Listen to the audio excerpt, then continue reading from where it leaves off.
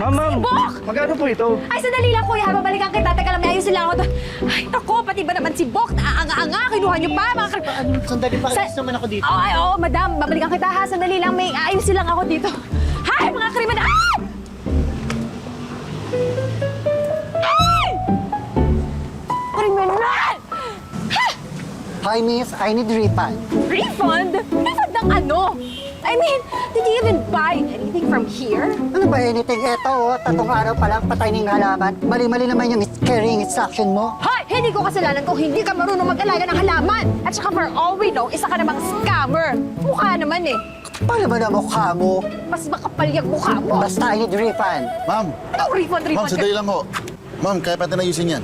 Ano bang gagawin mo? Ay, na.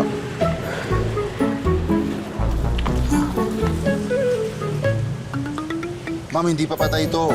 Kaya pa ito mabuhay. Basta ang gagawin niyo po, pagka uwi niyo, ligay niyo po siya sa medyo naarawan lang. Wag po sa direct sunlight. Tapos diligan niyo po simula ibabaw hanggang ilalim. Basta wag lang po malulunod yung halaman. Tapos gawin niyo po yun araw-araw. So, mabubuhay yun ng ganon? Yes po, ma'am. Mabubuhay po yun. Tiwala po kayo. Okay, buti ka pa. Ang bait mo. Hindi ka tulad netong kasama mo. Napaka-demonyeta. Hoy! Thank you, ma'am. Alagaan niyo lang po.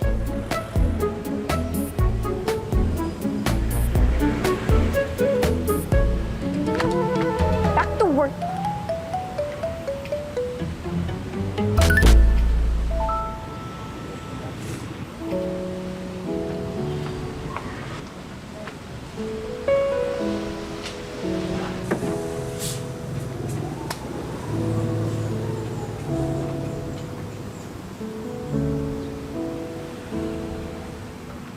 See, Papa? Mas malapit pa ang mga hindi mo kaano-ano dito sa mga halaman mo. Pero sa akin, Tardo, Yes, ma'am. pagkatapos mo dyan, may mga bagong lupa na dineliver. Dali mo na dito. Opo. Kala ko magsasorry o thank you na. Ano yon? Wala po. Bakit pa kasi ang galing-galing mo sa paghahalaman? Samantalang ako kahit cactus na mamatay sa akin. Kahit na dinidiligan ko naman twice a day, every day. Ma'am, kasi hindi po ganun yung tamang pag-aalaga sa cactus. Lahat po ng halaman, may kanya-kanyang klase na pag-aalaga yan. Hindi one size fits all. Para nga po kayong cactus eh. So ano sinasabi mo? Matinik ako? Hindi po. Ang ibig ko sabihin, hard on the outside, pero deep inside, may softness kayong tinatago. Ganun yung nakikita ko eh. Siguro, defense mechanism nyo lang po yung pagtataray. Well, may rason naman kung bakit ako ganito. Wala talaga kasi akong tolerance sa mga walang kwentang tao. Pero, sabi po ni Tatay Frank, napakabuti na anak niya daw noon. Kinikwento niya ako sa'yo dati? Opo, proud na proud niya siya sa'yo eh. Eh, buti sa'yo kinikwento niya.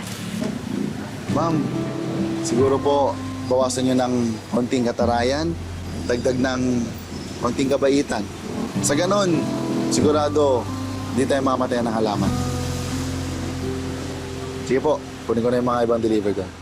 Excuse me.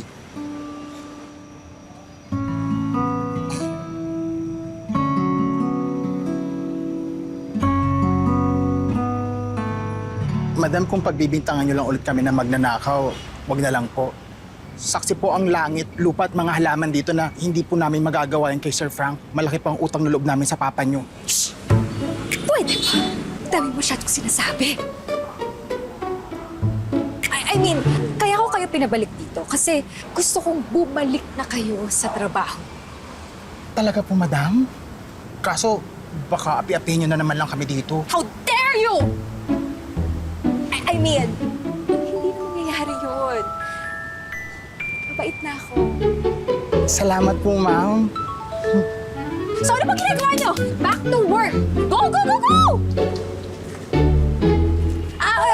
Maxi, Bok, Yes po, madam.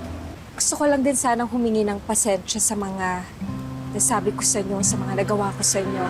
It won't happen again.